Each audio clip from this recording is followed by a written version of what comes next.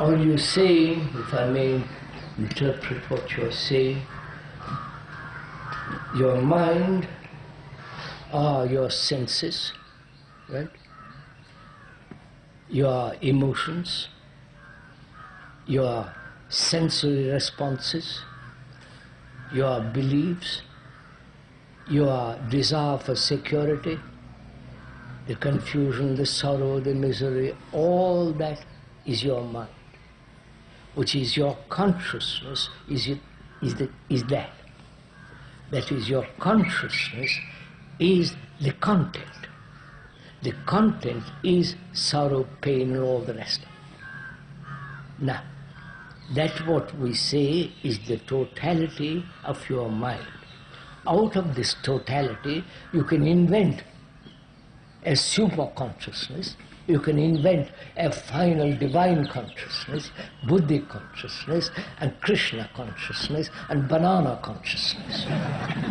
You can invent anything you like. And the more superior, the more gullible you become.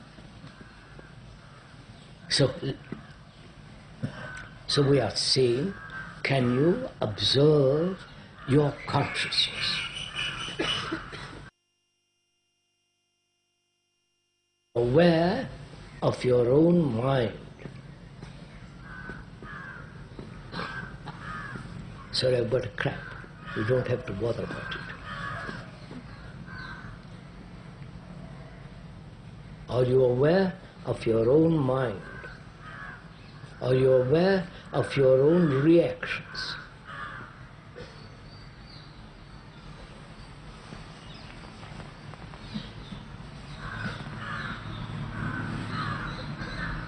It's 25 to 9, sir.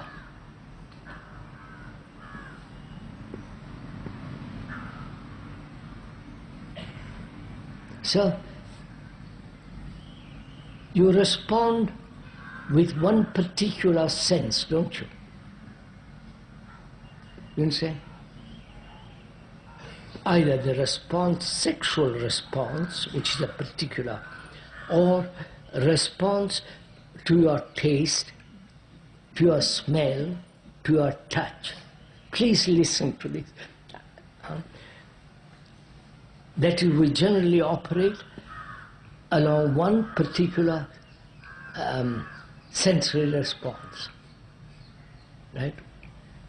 Tasting, smelling, hearing, touching. Now, can you respond all this together? You understand my question? Understand the question first.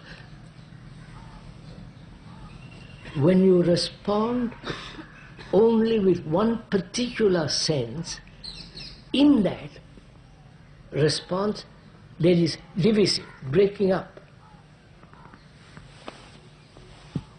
Right, sir? Now we're asking, can you respond wholly with all your senses?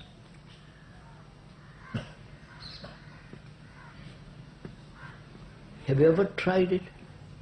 Or is this something new?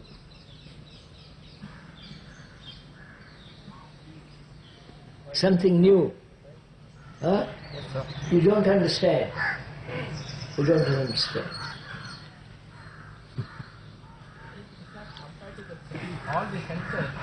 You haven't even understand the question first, sir. We have so far responded with one of the senses, right? We are saying, can you, is there a response with all the senses? Sir, it seems to me you're leaving something out. The supra-sense is the sense of I.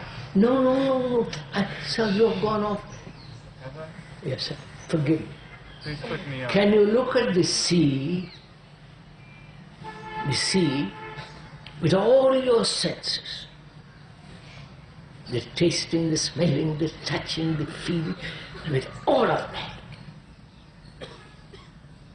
When you do that, there is no center from which you are holistically responding.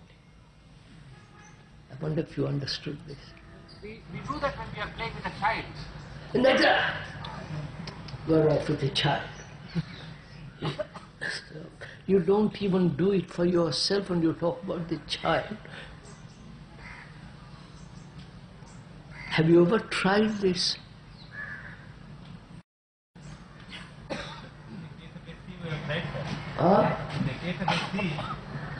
Look at that tree, sir. Wait a minute.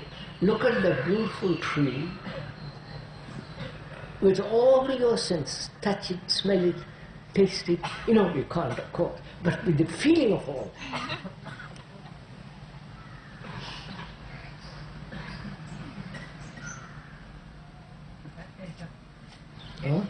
There's complete cessation of the past. Actually, there is only observation. Actually, the moment. At the moment, there is nothing. There is only observation.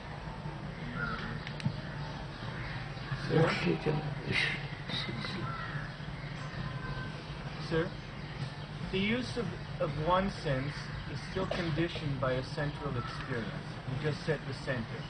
So if you synthesize all of the senses, it will still be conditioned by that. Have you tried it, sir?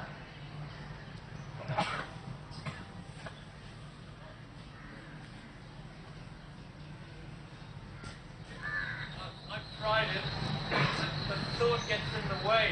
You can't, sir. You can't try do it. You will find out thought doesn't it. You see, sir. You want to try something the other fellow is saying.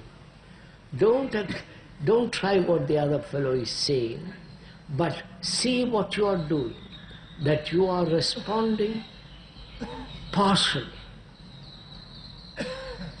Either hearing, seeing, tasting, touching, partially. I say don't respond partially, but respond totally with all your senses. Sir, my difficulty is this. You are right, it works. However, I cannot conceptualize it in your terms. No, I don't want. You see, you've introduced concept. That means you're. But I have said that it works, sir. When you make a concept, you're not listening.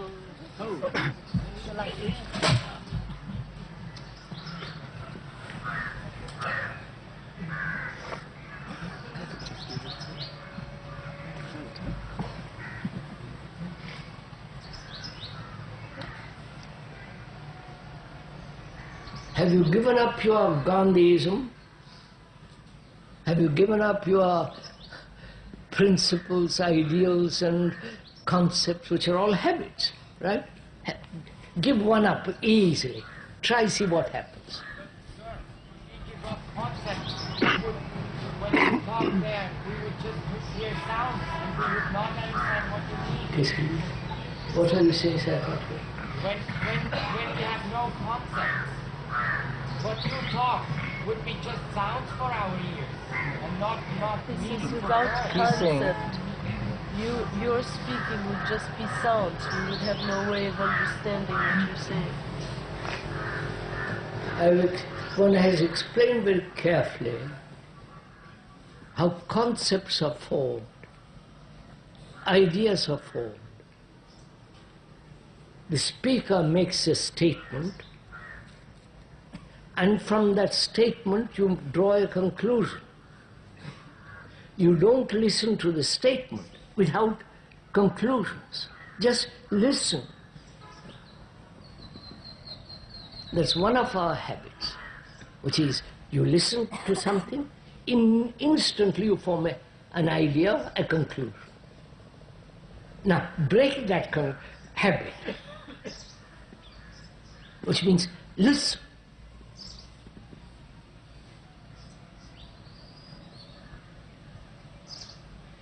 Now, I'll make a statement, and please listen. Don't make an abstraction of it, an idea of it, or say, how am I to do it? Just listen. Which is,